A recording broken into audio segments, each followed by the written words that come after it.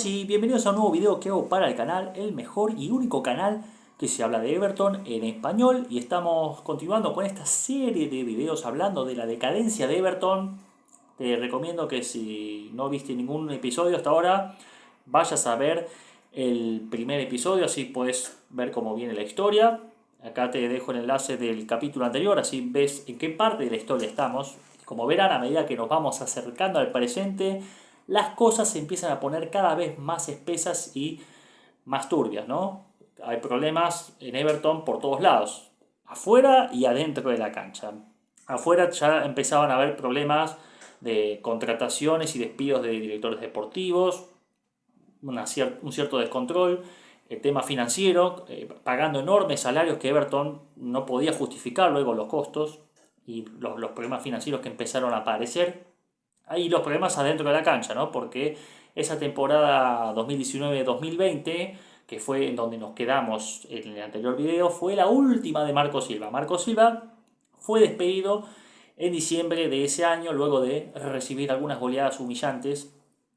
Marco Silva tenía un problema, que era un técnico que no solía cambiar, siempre la misma formación, los mismos nombres, a pesar de que Everton no ganaba y no ganaba. Muy parecido a Roberto Martínez. Técnicos cabezadura que tienen un solo plan y no lo saques de ese plan. Marco Silva, por mi parte, yo no confiaba en él, jamás creí en su proyecto, me parecía un técnico muy novato que no tenía ningún pergamino para venir a Everton. Sí, había hecho una buena campaña en Portugal, es verdad, pero bueno, la liga portuguesa no es lo mismo que la Premier League, son dos cosas muy diferentes. Y además había mandado al descenso al Hull City. Con esos antecedentes, la verdad que yo nunca creí en su proyecto. El que sí creía en él era Marcel Brands, el director deportivo. El ciclo de Marco Silva debió haber terminado mucho antes. Lo que pasa es que Marcel Brands insistió para que se quedara. Marcel Brands quería que siguiera Marco Silva, de hecho lo siguió apoyando. Y fue en ese momento que empezaron las discusiones y las tensiones entre Marcel Brands y el resto de la junta directiva. Farhad Moshiri, Bill Kenwright, ellos querían que Marco Silva se fuera hace rato, se fuera antes. Por eso Marco Silva duró hasta diciembre, pero en realidad el ciclo de él estaba terminado mucho antes. Y yo creo que ese momento fue el que determinó un poco el destino de Marcel Brands como director deportivo. A partir de ahí me parece que empezó a perder peso en las decisiones. Ya tanto Moshiri, el propietario, como Kenwright, el presidente, empezaron a pelearse entre ellos a ver quién era el que tomaba la posta, el que tomaba el control del club y dijera: se hace lo que yo digo. Obviamente, es una cuestión de poder, es una disputa de poder, a ver quién tiene más poder.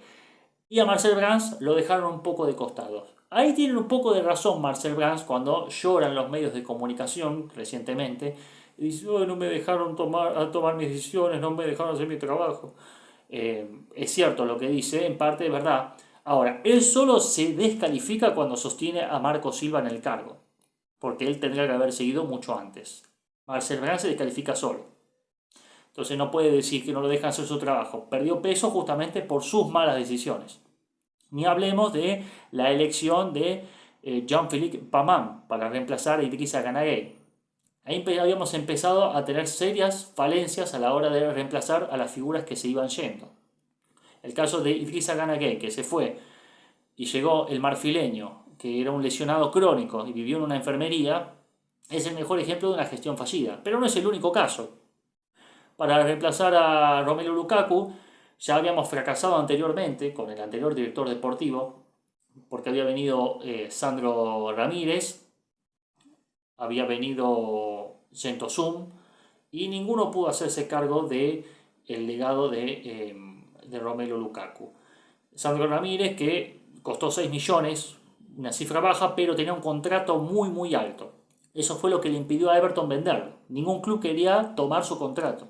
Eso es lo que pasa cuando Everton hace contratos muy altos. Luego no se los puede sacar de encima a los jugadores, porque el rendimiento de la cancha no se justifica pagarle ese sueldo. Y ese es un problema que con el correr del tiempo se fue acrecentando. Sandro Ramírez es un ejemplo, que pagamos 6 millones y se terminó yendo libre. Gentosum, bueno, otro caso de un futbolista por el cual pagamos mucho dinero y tuvimos que enviarlo a préstamo porque solamente se adaptaba al esquema de Sam Allardyce. Era un jugador pedido por Sam Allardyce. y jugaba para ese esquema. Sin embargo, el futbolista saliendo de ese esquema no era bueno. Se lo envió a préstamo al Crystal Palace, se lo envió a préstamo al Besiktas, y cuando parecía que el club que lo tenía lo iba a comprar y nos lo íbamos a sacar de encima, se rompe. 2 veces seguidas le pasó lo mismo. Se rompe completamente, se interrumpe el préstamo, vuelve a Everton a terminar la recuperación. Mucha mala suerte, sí, pero fue una compra fallida. Fallamos en reemplazar a Lukaku. ¿Qué hizo Marcel Brands? Trajo a Moise Kean, un delantero que era puro bailecito, pero nada de goles.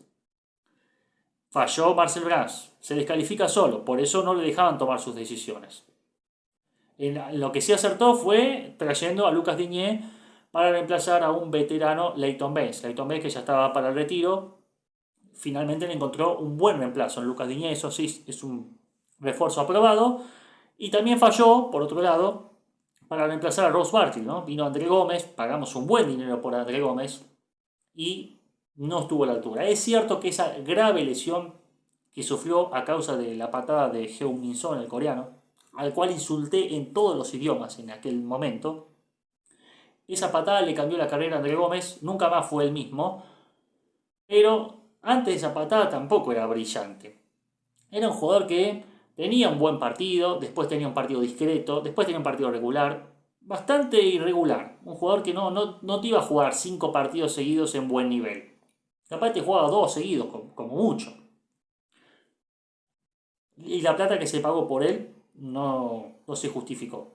Ni hablemos del sueldo altísimo que tenía. Lo mismo Fabián Delph, otro mediocampista que llegó proveniente del City, que ya tenía un historial de lesiones y con un sueldo enorme, enorme.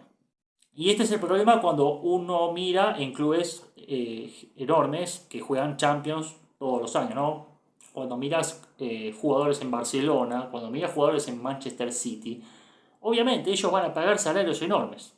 Y los jugadores no van a venir a Everton por gratis o por la mitad del sueldo, van a venir por un sueldo parecido. Y si Everton no juega copas europeas, esos sueldos no los puede pagar o no los debería intentar pagar. Sin embargo, Marcel Brands, que vino como un descubridor de talento, fue a buscar jugadores al Barcelona y al Manchester City. Eso lo puedo hacer yo desde mi casa con la computadora, no es necesario contratar a un director deportivo. Como verán, en este punto de la historia, ya el rol de director deportivo empieza a estar en cuestión. Ya empieza a ser cuestionado, empieza a ser criticado porque realmente si el director deportivo toma este tipo de decisiones, o de luego hay otra gente que toma las decisiones por él, no tiene sentido tener un director deportivo. Yo sé que todos los clubes del mundo lo tienen, o el 99% del mundo, de los clubes del mundo lo tienen. Hasta acá el modelo de director deportivo a Everton no le había dado nada, y hasta el día de hoy creo que no le sigue dando nada. Pero esa es otra historia, para otros videos más adelante. Así que Marcel Brands se descalifica solo y por eso fue perdiendo peso en las decisiones. Cada vez menos le daban entidad a lo que él proponía o lo que él decía. Es cierto que le daban vía libre para que se vaya deshaciendo de los jugadores que no aportaban nada al club. Pero a la hora de traer jugadores, perdió injerencia. Pasó con Alex Iwobi. En ese año, 2019-2020, llegó Alex Iwobi por 30 millones de euros. Todos nos agarramos la cabeza en ese momento. Una locura. Los hinchas de Arsenal felices, por supuesto. Alex Iwobi, que no es el mismo de ahora, es cierto. Ahora tuvo 6 meses muy buenos con Lampard. Y eso es todo, porque con Sondage volvió a ser el mismo de siempre. Un jugador cabeza de tacho total, ¿no? Quiere encarar a un jugador y la pierde. Quiere pasar la pelota, la regala. Corre para todos lados, pero corre mal. Nunca está bien ubicado, no aporta nada, básicamente. Tuvo esos 6 meses con Lampard y nada más. En ese entonces todos estábamos insultando al jugador como nunca porque 30 millones costó ese jugador. Y ese futbolista vino por orden de Farhad Moshiri, no lo pidió ni Marco Silva ni Marcelo Brands. Farhad Moshiri lo que él quería era traer a Wilfred Zaha, el extremo de Crystal Palace, que en ese momento estaba en un excelente momento, no como ahora que está más veterano y ya no marca tanto la diferencia. pero Crystal Palace quería 70 millones por él, una cifra así, una locura lo que pedía Crystal Palace. No lo quería dejar ir porque era el que mejor jugaba, por supuesto, del equipo. Y después de tantas negociaciones y negociaciones, Farhad Moshiri no lo consiguió, pero se habían caprichado con él. Y como no pudo conseguir a Wilfried Zaha, dijo, bueno, ya que no puedo, me traigo a Alex Iwobi. Es como esos millonarios que se encaprichan con algo, así, lo compro, venga conmigo. Si no lo puedo conseguir, bueno, me compro otro que es parecido. Y realmente igual Iwobi y Wilfried Zaha no se parecen mucho, a decir verdad. Sin embargo, esa fue la decisión que tomó Farhad Moshiri, supongo un poco por el consejo de su amigo y superagente Kia Joorabchian. Acá empezamos a notar la injerencia de este superagente que es sumamente tóxico, que el club por donde pasa lo deja destruido. Ya pasó con varios clubes. Y seguramente habrán escuchado nombrar de Kia Joorabchian. No tengo idea cómo se pronuncia el apellido, perdón si lo pronuncio mal, pero tiene un apellido dificilísimo e impronunciable. Es muy buen amigo de Farhad Moshiri y empezó a notarse que empezó a tomar decisiones en el club y la figura de Marcel Brands se empezó a desdibujar. Como dije antes, se empieza a cuestionar un poco la figura del director deportivo e incluso se cuestiona por parte de la propia junta directiva, ya que el propietario toma decisiones con su amigo representante sin consultarle al director deportivo. Es un modelo que hasta ahora no nos ha dado nada. Pero vamos a la temporada en cuestión. Marco Silva fue despedido en diciembre. Ese mes de diciembre lo terminó dirigiendo en forma interina Duncan Ferguson. Dirigió 2-3 partidos. Consiguió una victoria muy emocionante, muy épica contra el Chelsea. 3-1, si mal no me equivoco. Todos emocionados, saltando de alegría, todos unidos con Duncan Ferguson. El Big Dunk estaba abrazando en forma paternal a Calvert-Lewin, a Tom Davies, los abrazaba. Todos muy emocionados con él. Sin embargo, el partido siguiente, no recuerdo si empató o perdió, pero el efecto Duncan Ferguson se había terminado y era necesario tener un entrenador definitivo.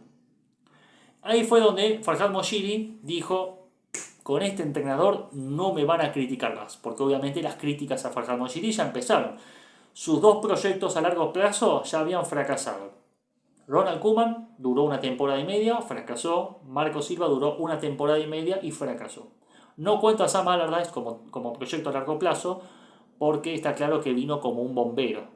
Moshiri entró en pánico, pensó que íbamos a descender y lo trajo. Pero la idea de él nunca fue quedarse con Sam Allardyce. Así que ahora iba a iniciar su tercer proyecto a largo plazo y dijo, con este técnico no me van a criticar más. Trajo a Don Carlo Ancelotti. Carletto había quedado libre tras su paso por Napoli de Italia, estaba sin club. No tengo idea cómo hizo Moshiri para convencerlos de que venga, no tengo ni la más mínima idea, pero lo hizo. Obviamente para traerlo le pagó su buen salario, un salario sideral que Everton ya no estaba en condiciones de pagar de ninguna manera, pero se hizo el esfuerzo. Si uno miraba la tabla de los entrenadores mejores pagados del mundo, creo que en ese momento Ancelotti estaba fácil entre el quinto o el sexto puesto. Un equipo que no jugaba copas europeas y estaba pagando un sueldo de los más altos del mundo a su entrenador. Es cierto, todos estábamos felices con Ancelotti. ¿Quién no iba a estar feliz de tener un técnico clase mundial? Era como vivir en Disney, no sé, más o menos algo parecido. Pero esa alegría fue artificial, digamos, porque no terminaría durando mucho. Esa temporada 2019-2020 la terminó Ancelotti, nos subió un par de posiciones en la tabla, pero de todas maneras finalizamos en la mitad de tabla inferior. Y no fue una buena campaña, pero claro, no era el plantel que eligió Ancelotti. Dirigió lo que tenía y recuerden que terminó la temporada después del parate por la cuarentena. Cuando estalló el problema del COVID, se paró el fútbol y se retomó la actividad a mediados del 2020. Finalmente, esa temporada fue negativa bajo todo punto de vista, especialmente económico, no solo por el salario que se le pagaba a Ancelotti, sino también porque nos volvimos a endeudar. En ese momento de pandemia, de cuarentena, que no se sabía qué era lo que iba a pasar con el fútbol, recuerden que era una incertidumbre total, nadie sabía si se iba a volver a jugar o no. Muchos clubes de fútbol, entre ellos Everton, tomó un crédito, había una línea de crédito muy accesible que ofrecía el Metrobank, y Everton tomó deuda para poder subsistir. Porque claro, Everton depende mucho encima de la venta de entradas. El fútbol volvió, pero a canchas vacías, no vendía entradas tampoco.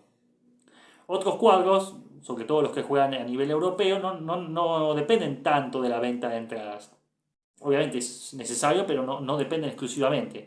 Porque juegan a nivel UEFA, en torneos de UEFA, entonces tienen sponsors a nivel internacional, tienen mercadotecnia a nivel internacional, tienen otras formas y mecanismos de ganar dinero a nivel global que Everton no puede hacer porque no juega a nivel europeo.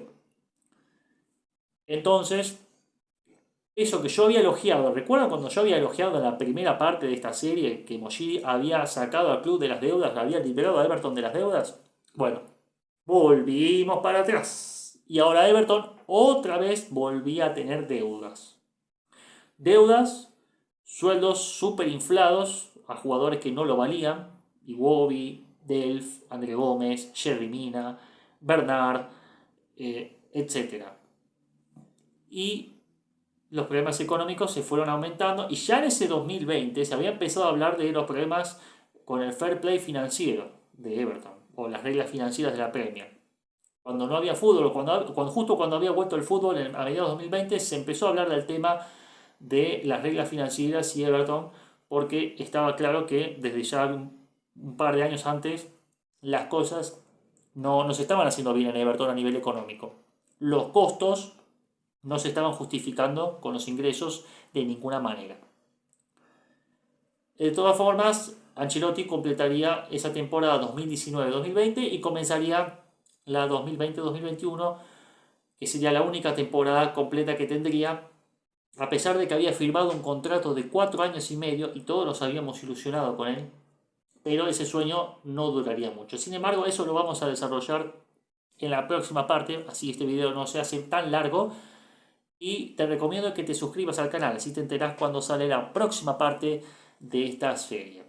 Además, dale like al video y compartilo, así llega a más gente. También podés seguirme en Twitter, que es mi cuenta @tabloid, @eti_everton. Sí, ahí estoy todos los días publicando informaciones y opiniones de los Toffees.